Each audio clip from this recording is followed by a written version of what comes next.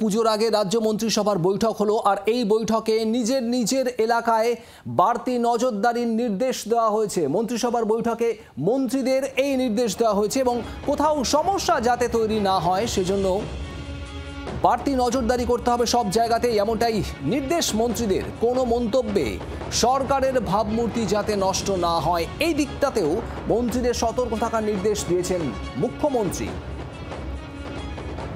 শ্রেয়সী গঙ্গোপাধ্যায় আমাদের প্রতিনিধি রয়েছেন আমাদের সঙ্গে। শ্রেয়সী, আজ ক্যাবিনেট বৈঠকে ঠিক কি বলা হলো মন্ত্রীদের? দেখো, যেটা জানা যাচ্ছে যে আজকের যে ক্যাবিনেট বৈঠক ছিল, এই ক্যাবিনেট বৈঠক পুজোর আগে শেষ বৈঠক, ফলে সেই জায়গা থেকে দাঁড়িয়ে কিন্তু ক্যাবিনেট বৈঠকে উপস্থিত প্রত্যেক মন্ত্রীকে বলা হয়েছে যে তারা যেন তাদের নিজেদের এলাকায় পুজোর সময় থাকে এবং বিশেষভাবে নজর রাখেন যাতে কোথাও যেন কোনো রকম সমস্যা না হয়।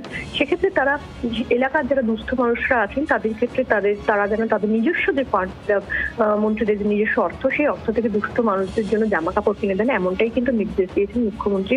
এবং পাশাপাশি এটাও স্পষ্টভাবে তাদেরকে বলা হয়েছে যে এক্ষেত্রে এমন কোনো কথা যেন তারা প্রকাশ্যে না বলেন যাতে সরকারের ভাবমূর্তি নষ্ট হয়। ফলে সেই জায়গা থেকে দাঁড়িয়ে এলাকায় পুজোর সময় এলাকায় থাকতে বলেছেন মুখ্যমন্ত্রী এবং সামগ্রিকভাবে এলাকার সমস্ত দিকে নজর রাখতে বলেছেন যাতে প্রত্যেকে সেক্ষেত্রে উৎসবে কোনো রকম কোনো সমস্যা তৈরি না হয়।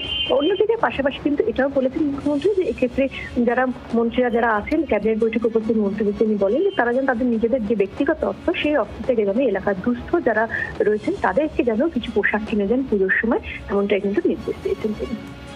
ধন্যবাদ শ্রেয়সী।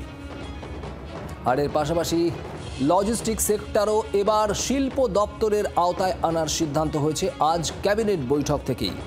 পুজোর মুখে কোথাও যাতে কোনো সমস্যা তৈরি না হয় সেদিকে নজর দেওয়ার নির্দেশ দেওয়া হয়েছে মন্ত্রীদের। বাংলার আওয়াজ, বাঙালির আবেগ, জি 24 ঘন্টা।